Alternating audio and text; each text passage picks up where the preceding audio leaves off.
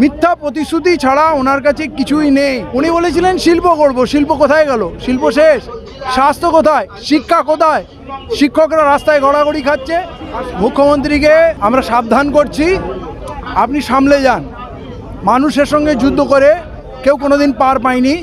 বন্দুক, গুলি, case, jail দিয়ে বাংলার মানুষকে থামানো যাবে না। এই ভারতবর্ষের স্বাধীনতায় বাংলার মানুষ প্রচুর রক্ত দিয়েছিল এবং স্বাধীনতার পুরোধাই ছিল। সেই জাতিকে আপনি গোলাম করার স্বপ্ন দেখছেন। মানুষের ভালোবাসা নিয়ে আপনি আজ ক্ষমতায় এসছেন, সেই মানুষের সঙ্গে শত্রুতা করছেন।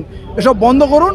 নওশাদ সিদ্দিকী সহ সমস্ত বাকি যোদ্ধাদের আপনারা মুক্তি দিন। এটা বাংলার আত্মসম্মান বোধের ব্যাপার যে কোনো একজন মানুষকেও, সে তো কোনো প্রতিনিধি, আপনি এইভাবে মিথ্যা কেসে দীর্ঘদিন আপনি আটকে রাখতে পারেন না। আপনাকে মুক্তি দিতে হবে। নওশাদ কাল জেলে যাওয়ার সময় একটা কথা বললো যে সরকারি কর্মীদের বিয়ে দিতে পারে না, বিরোধীদের মুখে কন্ট্রোল করছে, বিরোধীদের মুখ চেপে ধরা হচ্ছে। পুলিশদের ব্যাপারে বলেছিল, পুলিশদের বিশেষ করে দিয়ে দিচ্ছে না, যার জন্য এত করে মেহনত করছে। উনি কি দিতে পারেন বলেন তো? উনি কিছুই দিতে পারেন না। মিথ্যা প্রতিশ্রুতি ছাড়া ওনার কাছে কিছুই নেই। উনি বলেছিলেন শিল্প করব, শিল্প কোথায় গেল? শিল্প শেষ। স্বাস্থ্য কোথায়? শিক্ষা কোথায়?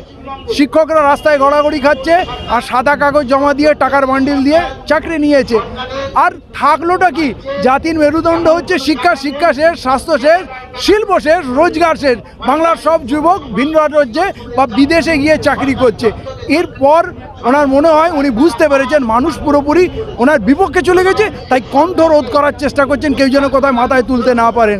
ওনার যদি ভালো চান, আমার মনে হয় অবিলম্বে পদত্যাগ করে অন্য কোথায় চলে যাওয়া। বাংলার মানুষের মনে ব্যাপক ঘৃণা ওনার প্রতি। সিদ্দিকীর ব্যাপারে খুবই দুঃখিত, চোখের জল মুছা যাচ্ছে না। কিন্তু একটা জেনে রেখে দেবেন, ইসলাম ধর্ম মতে উনি জাতি ধর্ম নির্বিশেষে প্রত্যেকটি মানুষের পাশে গিয়ে দাঁড়িয়েছেন। ওটা উনার অপরাধ নয়। দিদি, আপনাকে শ্রদ্ধা করি, আজও করি। কাপড় ময়লা হলে ধুতে হয় সাবান সার্ফ দিয়ে। আপনার অন্তরটাকে ধুয়ে নিয়ে আমাদের একসঙ্গে মিশে যান। না হলে আপনি নওশাদ সিদ্দিকীকে অ্যারেস্ট করে রাখতে পারবেন না। কারণ আমরা সকলে মিলে, যেমন আমাদের ইউনূস নবীকে যখন নদী সাগরের জলে ফেলে দিয়েছিল নৌকা থেকে, তিমি মাছ এসে গিলে নিয়েছিল, আল্লাহ রব্বুল আলামিন তিনি বলেছিলেন তিমি মুখ বন্ধ করবে না। 40 দিন সমুদ্রের জলে হাঁ করেছিলেন। আর নবীজি ওই ইসমে আজম পরে 40 দিন পরে সমুদ্রের বালিতে উনাকে উগলে দিতে হয়েছিল।